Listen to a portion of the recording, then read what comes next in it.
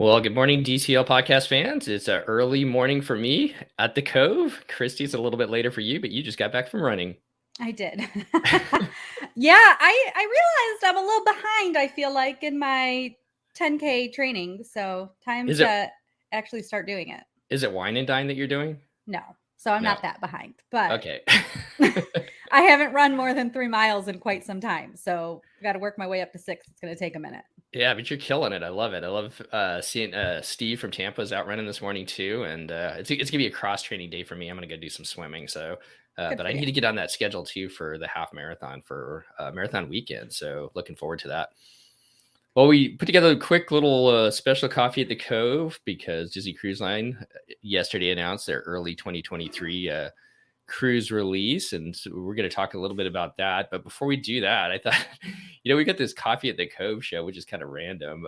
People that have never been on Disney Cruise. What exactly is the Cove, Christy? I feel like you should be answering this. You're the one who loves the Cove, but it's the coffee bar on Disney Cruise Line. So you can go and get your specialty coffees. Chris likes to get his cold brew from there. And for all of those that don't like to drink the included coffee, they can have very tasty coffee at the Cove. Yeah, and in the evenings they serve drinks and wine and everything like that. I find that wine that they have up there is generally a little bit cheaper. That's great. But they serve, I mean, the bar's there all day. So if That's somebody true. wants a beverage anytime you're on vacation, you can go ahead and do that as well. That's true. And it's located up on the pool deck and all the different ships. And I think that's one of our favorite parts too. It's kind of themed. They've redone it. I think the first time we went into it, it was like these big soft chairs and everything like that. And they've kind of rethemed it to, I don't want to say Starbucks, but like they claim to be like your local coffee shop. But what I love about it is you can walk outside and you've got the sea right there. You can listen to the waves as the ship's going through the night or the morning. It's a great place to get up, have some coffee, and read your book in the morning. It's usually kind of quiet up there in the adult area. So, yeah, kind of one of our special places on board. And they used to have a second story until the concierge people took it over on. Was it the Wonder or the Magic? I can't remember now. The Wonder. The Wonder. It may have been the Magic too. I'm not really, I haven't been back on the Magic since they received a concierge lounge. Yeah. Okay, well, let's jump into it. Disney Cruise Line yesterday announced their early 2023 sailings with booking windows opening quickly. And is it just me, Christy, or does it seem like these booking windows are getting shorter? Yeah. So less notice for travel professionals and travelers alike to plan for booking. So, I've had to reroute some of my schedule and rearrange a bit because I knew I would be booking now at between 7 and 8 a.m. on each of these release mornings. Yeah, today's October 13th. They announced their sailings on October 12th, and the first people that can book is tomorrow, October 14th. I know, Thursday. So not a lot of time to go ahead. And since the Wish was the first release that didn't start the booking on a Monday, Right. at least in a long time, first in a long time. So it didn't even, Steve, when I first reposted, like you posted to Facebook for the DCL podcast, and then I shared it to my Packer Pixie Dust page, and then we shared it to Instagram. I didn't really pay attention to the dates. I don't even know when it was I first looked at the dates and I was like, oh my gosh, I have to be prepared for tomorrow. So you've got to drop everything to help your clients. Yes. So we just, it's fine. It's fine, of course. But it just means everybody has to plan. We always say, and maybe this is something we'd throw in the end, but you want to try to book that first day that you are able to, if you can, to get the most availability and the cheapest rates. And unless you're booking concierge, your cabin is totally refundable. So not that you just want to book things to then cancel, but if there is still that, well, are we for sure able to go then? We don't know. We can put down a deposit and then see. And if you have the Disney Visa, if you put the deposit on there, you can pay it off in 6 months because these cruises are in 2023. So if you don't want to put down all of the money for your cruise that's in 15 months, you can actually, have at least 6 months to help pay off that deposit, which I really like sometimes. Yeah, that's a good point. And to your point, we booked a fall cruise in 2022, and now we're not going to do that one. Taking a look at it, it's just too many things going on in 2022. So we're going to take that money, move it forward to hopefully do a spring break cruise in 2023. So um, that's kind of our plans with that. Well, these bookings, Let me it, give you it, a piece of advice on that really quick. If you don't sure, mind, Steve, I'm going to interrupt yeah, because unless you had that booked with a placeholder, I would almost suggest booking a new cruise, canceling so that you can book online. Your travel agent can book online. Whoever's booking for you can book online. Then cancel that cruise and just have the money go back on your credit card because it is quicker and easier to book online with a person's Castaway Club number on those release mornings than trying to get through to Disney Cruise Line, which is what you would have to do to move money from a booking to another cruise. So that might be something to consider. no, that's a really good point there. And while we're on it, why don't you just talk about the placeholders, because we're actually going to be, hopefully, as we pass our fail our COVID test on Friday on the Wonder, could it's early. That's why they're It's the wearing only time hats. you want to fail. Yeah, sorry. There's two different things going on there. Sorry about that. Yeah, the only thing you want to fail is your COVID test. And so we're going to try and get that onboard booking credit on Friday, and then book our cruise Friday when the gold, as a gold Castaway member, we can do that. How does the onboard booking credits work, Christy? Can you talk people through that who are going to be sailing soon, as far as purchasing that on board and using that for a cruise in the future? Yeah, so right now you are purchasing it through your Disney Cruise Line app. There's actually a place right there to just book a placeholder. And my understanding is that they do not have booking individuals on these cruises right now. And so everything is being done by shoreside. So you book it through the app. One of our listeners, Brian, was recently on a cruise. He was a client of mine. Thank you, Brian, for supporting the podcast and my business. But he booked the placeholder and I received the email while he's still on the ship, even though he booked it while on the ship. You just put it right in that you want a placeholder, and then it goes right to your travel agent. And what does that placeholder get you? It gets you 10% off your future cruise. And I believe it's a reduced deposit, right? That part I don't know, just because I haven't been on there. So I will look. Somebody can correct us, but I think you pay less for your deposit as well. But either way, the 10% off is huge. The only thing is that when those placeholders get booked, you have to call it in. Not a big deal. It's just something that has to occur. Right. Okay. Well, sorry, I was laughing. Oh, the placeholder is $250 too. $250, right? So if you got that placeholder, $250 put into it and plus 10% off on opening day prices is probably the best that you're going to get. So I was laughing because Liz says it's so early. Good morning. And then Doug says it's early. That's why they're both wearing hats. And I kind of laughed when Christy popped up and had her hat on, and then I've got mine too. So it's the hat club today. This is what you get from us. It is. Join a DVC and a little DCL representing here. All right, let's jump into the 2023 bookings. Nothing too, DVC. Let me just point out this hat really quick. This is the hat that if you are a Disney Vacation Club owner and you are on a cruise, that they give out right now. So they're giving this out. It's included. So when do you get free merch? And it's like a quality hat. It's got this little guy at the side, Mickey here. So I don't know. I love it. So stop by the desk. They have weird hours, so make sure you look into that. Okay. Doug says, I think it's reduced deposit on a 7-night and longer only cruise. Okay, thanks, Doug. Thanks, Doug. All right. So these cruises don't tend to necessarily be overly exciting. I'm of the summer. I love seeing where they're going to go in the summer. Why is that, Christy? Well, because these cruises are for getting people out of the cold, essentially. So for those that need to get out of the dreary locations, that don't have the luxury of being in sunny Florida, we're getting you out of there. But frankly, even if you're in Florida, you want to be in a little bit of a warmer location in the winter sometimes. And so this helps you to do that. But they're typically going to be a standard rotation. So nothing too exciting. There's a couple of itineraries to note that we'll get to in a couple minutes, but pretty standard. Okay. I'll start with the first part. I'll do number two. You can do three and start with the Wish. But the home ports for this round of sailing, roughly January 2023 until the end of May 2023. Although, as you'll see, uh, there is several that end in April, and there's one that's just missing for most of it. But most of the the ports that the ships are going to be sailing out of is out of Miami and Port Canaveral, Florida, New Orleans, Louisiana, Galveston, Texas, and San Diego, California. Disney Cruise Line will be sailing to Mexico, East and West Coast destinations, the Bahamas, Bermuda, and several familiar ports throughout the Caribbean: Tortola, St. Thomas, Grand Cayman, Falmouth, Jamaica, and there's 2 sailings that stop in San Juan, Puerto Rico as well. Christy, why don't you start it off with the newest ship to the fleet? The newest ship will be, obviously, we know, the Disney Wish.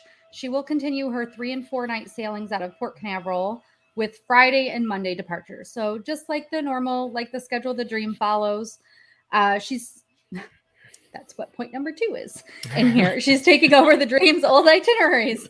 So allowing more people to experience all the new things she has to offer while visiting Walt Disney World and Central Florida, if that's something that you want to do to extend your trip. Date ranges from January 6th to May 29th. So if you want to get on the Wish, I think that, we haven't seen totally the prices. They put some prices on some sample prices. And how do they look, Christy? I mean, they're creeping up. So here's the thing with 2023.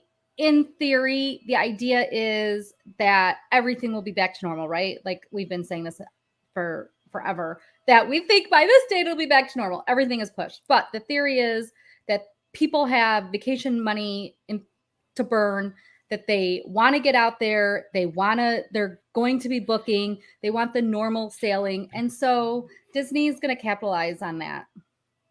Exactly. So if you want to get on the Wish, I think looking at those first prices, it doesn't look too crazy. It's not the worst. Yeah. I mean, the thing is, and I am so grateful. So when Disney released the Wish for the first time, they put in the sample pricing, which is the lowest category pricing for 2 people in a cabin. This gives you an idea of where it's at, which is so helpful to both you, the person looking for the travel agent who needs to look up prices. This is just so great for everybody. So you can kind of get an idea and just throw in, $1,000 per kid or whatever, depending on how long the cruise is, to get an idea of what your family would cost to take that cruise. Exactly. All right, let's move on to the Disney Magic, the first ship of the fleet. The Disney Magic is going to transition from Miami in early 2023 to Galveston. And then from there, she's going to move on to New Orleans instead of the Wonder. So she's going to be sailing 4, 5, 6, and 7 night sailings from Galveston with a mixture of stops around the Western Caribbean. And then when she transitions over to New Orleans, you're going to be looking at 4, 5, and 6 night sailings, again with stops in the Western Caribbean. We're not going to go through each and every one of these stops or each and every one of these cruises because there's just too many to go through. Most of her sailings are to Mexican ports with a few stops at Grand Cayman as well. One thing to note that none of the Magic sailings are going to stop at Castaway Cay. And this, just common, but common sense tells you this is most likely due to Castaway Cay being taken up by the Wish, the Dream, and the Fantasy. There's just not enough room. And that's why they really need to explore the idea of trying to get Eleuthera online. A lot of angles to that still, and we'll continue to follow that. But that one thing to note, if you're thinking about booking one of the sailings on the Magic and you want to go to Castaway Cay, none of them stop at Castaway Cay. The Magic does not have any sail dates beyond April 1st, 2023. So speculation, there's 2 speculation parts we're going to talk about today. There's one, is she going to return to Europe early and possibly either do some early Mediterranean sailings, or the Disney staycations over in England were really popular this last August. And I think they did a really good job at that. And so, that's a possibility, I guess, too, that maybe she could do that. I know that with our friends at Towers, I think that's the right time frame in May where the kids in England are out of school. So maybe look for that. That could be a possibility, but we'll wait and see, won't we, Christy? Yep, you're muted. Yeah, sorry. So go ahead. Next is the Wonder. Speculation number 2. So she has a large hole in her schedule from January 2023 until March of 2023. And it wasn't until one of our Patreons and our Patreon group pointed out that I even initially noticed it. I was very busy yesterday, but I had assumed the Wonder was going to New Orleans because that's who's usually there. And so, big shock. So we'll have to see where she's going. But beginning April 2nd through May 11th, the Wonder will begin a mixture of Baja and Mexican Riviera sailings from the port of San Diego. The stops will include Ensenada, Cabo San Lucas, Mazatlan, and Puerto Vallarta. After May 11th, there'll be plenty of time for her to possibly return to Hawaii before transitioning to her usual summer sailings in Alaska. So the Wonder heading back to, or has a huge hole after January until March of 2023, where we don't know what's going to happen to her. That's a long time for a dry dock scenario. And I did a little research, and this is my speculation. This is total speculation now. And if I'm right, then I'm going to go to Vegas. But the best time to sail in Australia is that time, October. No, you don't think she's going there already? October through April. So I don't know. I think I know there's a lot of speculation about what's that? She could do a cruise or two there. I know. I think there's a lot of speculation about her going to Asia, but I think there, as we've seen with NCL and with Royal Caribbean sending ships over there, they really retrofitted them out around the clientele over there and the guests, different foods and everything else. Sailing down in Australia, they really wouldn't have to do very much to the ships as far as that goes, other than adding some different foods to the menus down there for our friends in Australia. Australians love Disney, and I don't know. And it can be very cold in certain parts of Asia during that time frame as well. So, I don't know. That's my speculation. Do they take a chance? Do they do some kind of South Pacific and some few cruises down in Australia? I don't know. We'll have to wait and see. The other idea, maybe she does that.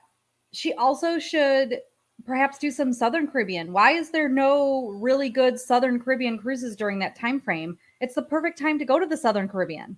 That's a good point too, where they could, move over to San Juan for a while and sail out of San Juan. And do some longer cruises. Right. Even in general. So they don't have to be a 7-night cruise from San Juan. You can do a longer cruise and still leave from Miami if you wanted, or wherever. And aren't they working on a new port in Miami? So like an actual building, so that it looks a little bit more, it won't be quite, I'm sure, Port Canaveral, but more of a Disney, not just a label stuck up on the wall that says you're at Disney Cruise Line now. Right. Yeah, they are looking at that. And Fort Lauderdale, I believe, too. Wasn't it Fort Lauderdale? Why am I totally thinking about that all of a sudden? I don't know. I don't know the answer to that. It's too early in the morning. We have to get back to that. But I do think that, May 11th being her last sailing out of San Diego does open up the possibility to do 2 of those Hawaii trips as well. Transition up the coast, go to Hawaii and back like they did. Those were pretty popular. Those sold out pretty much in no time.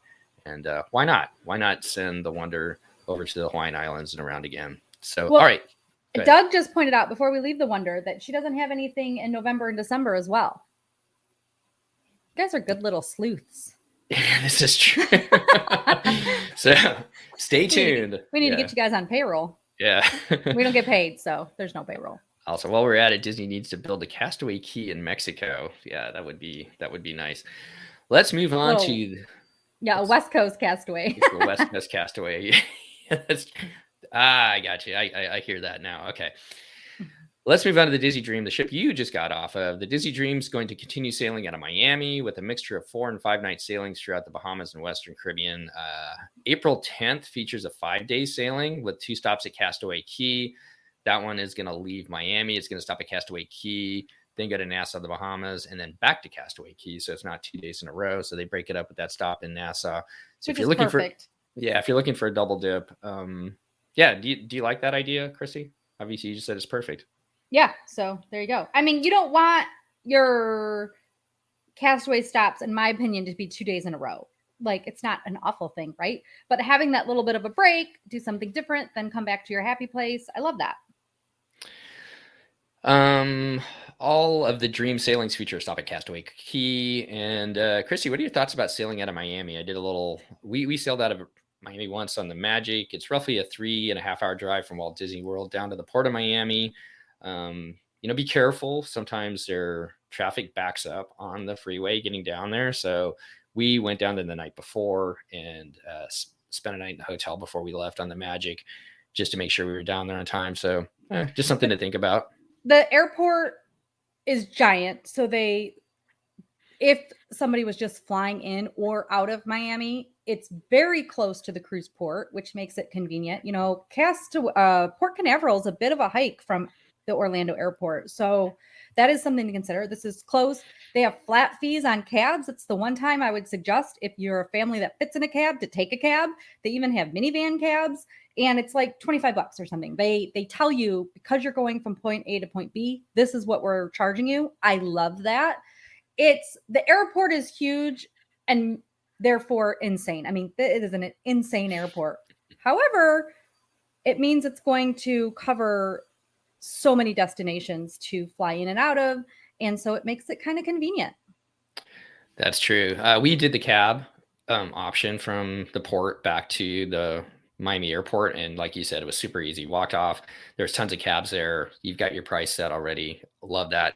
Also, don't forget that you could also fly into Fort Lauderdale. I think it's like 45 minute ride. Yep, it's about 45 minutes. There is a transfer company, SAS, that actually will transfer you for a flat rate of like $12 or $22, something like that, from Fort Lauderdale to Miami and back the other way. So that makes it super convenient if you were to fly into that port. But again, it's like you could fly into Fort Lauderdale depending on where your carrier stops. And it's essentially the same distance as going from Port Canaveral to MCO. Okay. Lots of things for couples and families to do throughout the Miami area. I want to give a huge plug to Shannon Ford. You can go over to her YouTube channel. She lives down in Miami. She sailed out of the Port of Miami several times. I know she's got several videos up there of leaving from the Port of Miami. I think on maybe Royal, but if you want to go over to her YouTube channel and check it out, she's got some great videos to kind of prepare you for that as well. Let's move on to our final ship, Christy. The Disney Fantasy, my favorite. The Disney Fantasy will remain in Port Canaveral, where she'll sail her normal schedule of 7-night Eastern and Western Caribbean sailings. I did notice, and that might be what's here, is that there was a couple of different itineraries. And I think that's what you have pointed out here, Steve, is that 2 of her sailings will feature stops in Puerto Rico instead of St. Thomas. Chris and Seth did one of these sailings and loved Puerto Rico. Check out their experiences during their Star Wars Day at Sea sailing in episode 140. So where you can always just search DCL Podcast episode 140 on your internet browser, and it will take you to our website, and you can play it from there. The 2 sailings feature Puerto Rico leave January 7th and March 18th, in case you are interested in those. The other new sailings with the Fantasy is an 8-night sailing where she makes her first stop in Bermuda. The sailing is this really her first stop? I guess it would be, right? Yeah. The sailing will feature 2 days at Kings Wharf, Bermuda, 2 days at sea, and a stop in Nassau and Castaway Cay. It departs March 15th. So it's a one-off. If you are interested in this, because it's something different, it will be a popular cruise to book. I think, yeah, definitely. And that's one place that I would love to go, is Bermuda. I've heard, from the sailings on the Magic, where they went out of New York City down there and did the 2 days. And I know that Royal and Norwegian do those out of the Northeast as well, down to Bermuda. It's just a really popular place where they spend those 2 days. You've got your, cabin there, you got your place to stay, and then you can just spend 2 days just in, exploring the islands and everything that there is to do in Bermuda. So I would love to do that, but it just doesn't work for us in our spring break. Right. Ours is the week before. So is it really? I think so. So yours is at the beginning of March? Is that when Florida is? That actually doesn't sound right. It might be that week. Okay. Wait. What day of the week is this? I do not know. So what's happening the week before? Dun, dun, dun. You're going to have to look at that. All right. Well, while you're looking at that, let's talk about the booking window for these sailings. All bookings begin at 8 a.m. Eastern. So each day, the bookings are going to begin at 8 a.m. Eastern, and they're available to book online. You can call Disney Cruise Line, or better yet, have your travel agent book it for you while you're asleep on the West Coast or enjoying your morning coffee on the East Coast. So, so just be aware of that, 8 a.m. And I'm going to tell you a little secret. In the past, I've gotten up early just to see if you can get on there early, and probably maybe a year or two ago, you could get on early. Sometimes So it was like the 6 IT would open o'clock, up. 5:40, but Yeah. once the Wish came out, it was a firm 7:30. Yeah. So now tomorrow will be the first day. I will still get up at 6 to make sure that if it's open at, well, before 6. So if it's open at 6, I can start those bookings. Just a note, if you are able to, obviously, after the years that travel agents have had, it's so nice to be able to support a small business and use a travel agent to do these bookings for you. Your travel agent should have a good plan in place. Like for me, if I have more than one booking to do on a particular day, I make my husband get up now and he has to make bookings with me because we want to make sure everybody gets the first opportunity to get the best cabins. We burn through them. We put the cabins on hold. There's a whole system in place. Make sure and I'm sure your travel agent's going to do the exact same thing. So it's so nice though to be able to help a small business. It does not cost you more money, and Disney pays the travel agents, or they're going to keep it themselves and keep that money in their pocket. So it's not making your cruise cheaper by booking direct with Walt Disney World or with Disney Cruise Line. So it's just something to keep in mind, and it really makes a big deal to the families that you're supporting when you use a travel agent. Definitely. We use a local travel agent here that supports our community that we've loved using over the years. All right. Do you want to go over the booking when people can book, Christy, or do you want me to do it? I would love you to do it. Okay. So starting tomorrow, Platinum Castaway Club members and Golden Oak Club members can book starting at 8 a.m. Eastern. That's Thursday, October 14th, 2021.